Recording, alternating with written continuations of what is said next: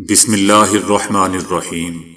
السلام علیکم دوستو، دنیا بھر کی خبروں میں آج آپ سنیں گے، لیکن اس سے پہلے اگر ہو سکے تو لائک اور سبسکرائب کا بٹن ضرور دبا لیں۔ شکریہ۔ نیتن یاہو حکومت کی مذہبی اتحادی جماعت شاس نے دوستو حکومت چھوڑنے کا فیصلہ کر لیا ہے، جس کے سبب نیتن یاہو کی حکومت گرنے کا خطرہ ہے۔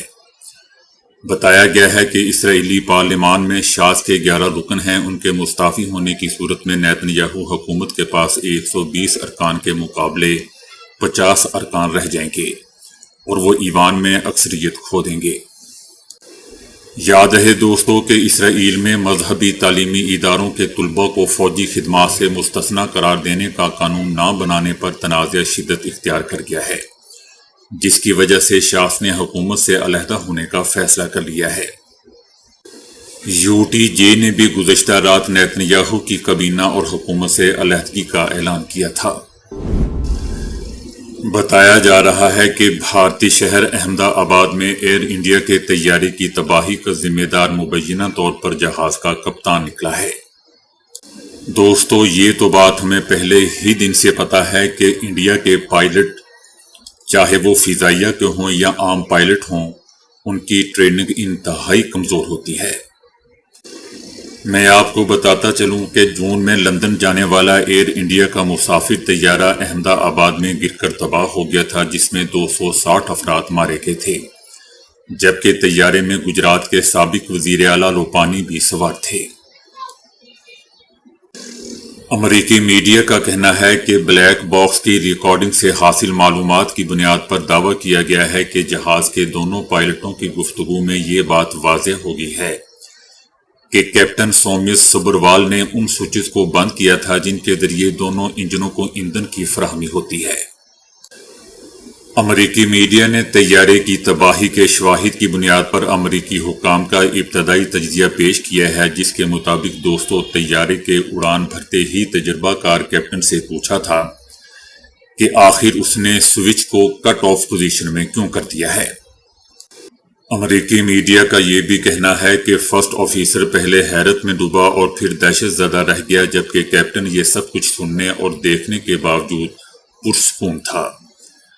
یہ اس لیے تھا کہ فرسٹ آفیسر کا فلائنگ تجربہ محض 3403 گھنٹے جبکہ کپتان کا فلائنگ تجربہ 15638 گھنٹے تھا۔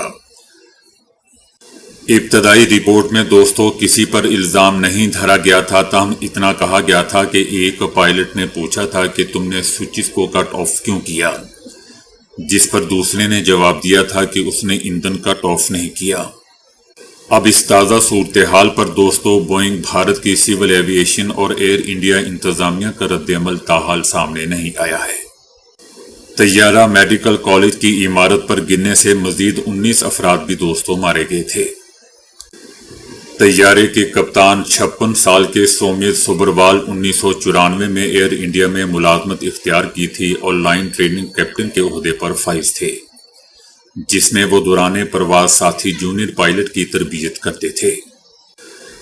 سبروال نے شادی نہیں کی تھی اور ان کی ریٹائرمنٹ میں چند مہینے ہی باقی تھے۔ روانگی سے پہلے انہوں نے اپنے والد کو فون پر کہا تھا کہ لندن پہنچ کر فون کروں گا، مگر قسمت میں کچھ اور ہی لکھا تھا۔ جبکہ دوستو 32 سال کے جونیئر پائلٹ کی 2 ماہ بعد شادی طے تھی۔ بنگلہ دیش کے ضلع گوپال گنج میں پرتشدد جھڑپوں کے دوران کم از کم 4 افراد مارے گئے ہیں۔ یہ ضلع سابق وزیر اعظم شیخ حسینہ واجد کا آبائی علاقہ ہے اور ان کی جماعت عوامی لیگ کا مضبوط گڑھ سمجھا جاتا ہے۔ عبوری حکومت نے صورتحال میں قابو رکھنے کے لیے علاقے میں فوری طور پر کرفیو نافذ کر دیا ہے، جبکہ امن و امان بحال کرنے کے لیے فوج، پولیس اور بارڈر گارڈز تعینات کر دیے گئے ہیں۔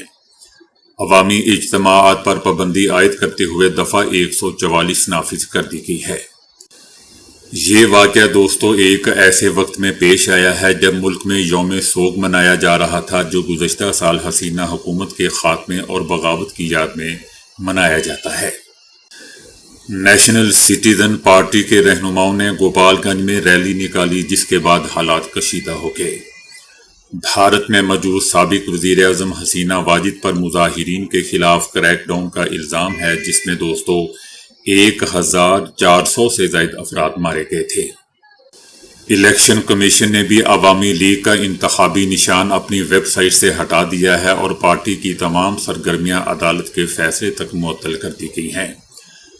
عبوری حکومت کے سربراہ ڈاکٹر محمد یونس نے خبردار کر دیا ہے کہ تشدد میں ملوث عناصر کو سخت سزا دی جائے گی اور ان کے خلاف فوری کارروائی کی جائے گی۔ بھارتی کمپنیوں کی جانب سے عالمی سطح پر انسانی صحت کے ساتھ منظم زہریلا اور مجرمانہ کھلواڑ کیا جا رہا ہے۔ معروف بھارتی مسالہ جات کمپنیوں کی جانچ پڑتال کے دوران ہوشربا انکشافات سامنے آئے ہیں۔ بھارتی مسالہ جات کے غیر معیاری ہونے کی وجہ سے عالمی سطح پر پابندی عائد کی جا رہی ہے۔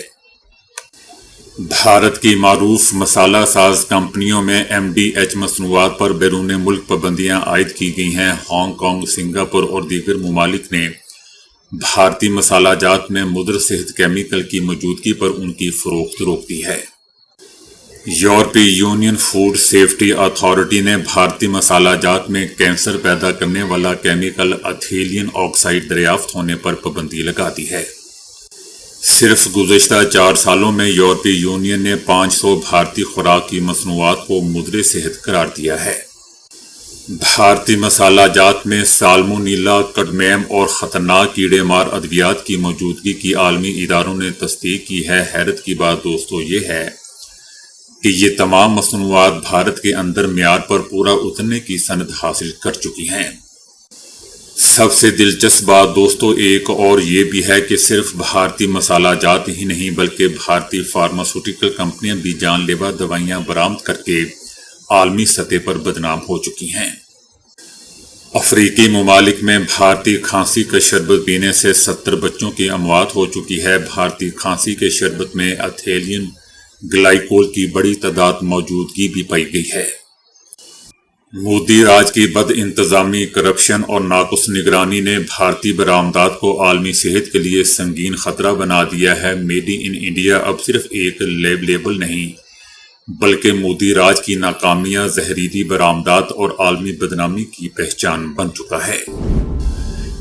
ایران کے سپریم لیڈر آیت اللہ خامنائی نے ایک بار پھر خبردار کیا ہے کہ اگر ایران پر دوبارہ کوئی فوجی حملہ کیا گیا تو اس کا جواب پہلے سے بھی کہیں زیادہ سخت ہوگا۔ ان کا کہنا تھا کہ ایران نے پچھلی بار جو وار کیا وہ ابتدائی تھا، اصل طاقت کا مظاہرہ ابھی باقی ہے۔ سرکاری ٹی وی پر نشریات میں ان کا کہنا تھا کہ ہماری قوم امریکہ اور اس کے پالتو صہیونی حکومت کے مقابل کھڑی ہے، اور یہ بڑی بات ہے۔ اگر کوئی نئے حملہ کیا گیا تو ہم اس سے کہیں زیادہ بڑا وار کریں گے جو ہم نے العدید بیس پر کیا تھا۔ ان کا کہنا تھا کہ العدید پر تو ایک ٹریلر تھا، بلکہ وہ ٹریلر سے بھی بہت ہی کم تھا۔ امریکہ، فرانس، جرمنی اور برطانیہ ایران پر جوہری مذاکرات دوبارہ شروع کرنے کے لیے دباؤ ڈال رہے ہیں اور انہوں نے مذاکرات کے لیے اگست کے آخر تک ڈیڈ لائن مقرر کی ہے۔ اگر ایسا نہ ہوا تو اقوام متحدہ کی جانب سے ایران پر دوبارہ سخت عالمی پابندیاں عائد ہونے کا خدشہ ہے اور ان گنڈوں کا حملہ کرنے کا بھی شاید ارادہ ہو۔ جبکہ ایران کی پارلیمنٹ نے بھی سخت موقف اپناتے ہوئے کہا ہے کہ امریکہ کی پیشگی شرائط تسلیم کیے بغیر مذاکرات کی کوئی گنجائش نہیں۔ دبئی میں پاکستانی ٹیکسی ڈرائیور نے خاتون چینی سیاح سے حسن سلوک اور مہمان نوازی کی روشن مثال قائم کر کے ملک اور قوم کا نام روشن کر دیا۔ دبئی کی حکومت نے پاکستانی ٹیکسی ڈرائیور فلک نیاز خان کو تعریفی اسناد اور انعام سے نوازا۔ یہ اعزاز اس وقت دیا گیا جب سوشل میڈیا پر ایک ویڈیو وائرل ہوئی جس میں فلک نیاز خان کو خاتون چینی سیاح کا استقبال ان کی مقامی زبان میں خیر مقدم کلمات ادا کر کے کرتے ہیں۔ چینی خاتون بھی اپنی مقامی زبان میں گفتگو کرتے ہوئے ڈرائیور کو پا کر کافی خوش نظر آ رہی ہیں اور پوچھتی ہیں کہ کیا آپ پاکستان سے ہیں، جس پر فلک خان نے مسکرا کر کہا جی ہاں۔ دونوں نے گاڑی میں بیٹھ کر ایک سیلفی بھی لی۔ جبکہ دوسری طرف سعودی عرب میں منشیات کی اسمگلنگ میں ملوث ایک پاکستانی مجرم کو عدالتی فیصلے میں عمل درآمد کرتے ہوئے سزائے موت دے دی گئی۔ پاکستانی ملزم کی دیگر اعلیٰ عدالتوں میں کی گئی اپیلوں میں بھی سزائے موت برقرار رکھی گئی تھی۔ شاہی محل سے بھی رحم کی اپیل مسترد کر دی گئی تھی۔ دوستو یاد رہے کہ دنیا بھر میں چائنا کے بعد ایران اور سعودی عربیہ میں سب سے زیادہ سزائے موت کی سزا دی جاتی ہے۔ ایک نئی امریکی تحقیق میں بتایا گیا ہے کہ گزشتہ ماہ امریکہ کے حملوں میں ایران کی 3 ایٹمی تنصیبات میں سے صرف ایک کو شدید نقصان پہنچا ہے، باقی 2 تنصیبات نسبتاً کم متاثر ہوئی ہیں۔ امریکی حکام کا کہنا ہے کہ ایران کی فردو جوہری سائٹ پر حملہ کامیاب رہا اور اس کی افسودگی کی صلاحیت کو 2 سال تک پیچھے دھکیل دیا گیا ہے۔ اس بات کی تصدیق 2 موجودہ حکام نے بھی کی۔ باقی 2 تنصیبات کو زیادہ نقصان نہیں پہنچا ہے۔ انہیں اس حد تک نقصان پہنچا ہے کہ اگر ایران چاہے تو آنے والے مہینوں میں دوبارہ افسودگی شروع کر سکتا ہے۔ پینٹاگون کا کہنا ہے کہ امریکی صدر ٹرمپ پر یقین تھا کہ امریکی عوام جانتے ہیں کہ ایران کی فردو، اصفہان اور نتنز میں موجود جوہری تنصیبات مکمل طور پر تباہ کر دی گئی ہیں، اس میں کوئی شک نہیں۔ یاد رہے دوستو کہ امریکہ نے گزشتہ ماہ ایران اسرائیل کی جنگ کے دوران، جیسا کہ ہم جانتے ہیں، کہ ایران کی جوہری تنصیبات پر حملے کیے تھے۔ ایرانی وزیر خارجہ عباس عراقچی نے بھی تسلیم کیا ہے کہ فردو جوہری سائٹ پر حملے سے شدید نقصان پہنچا ہے۔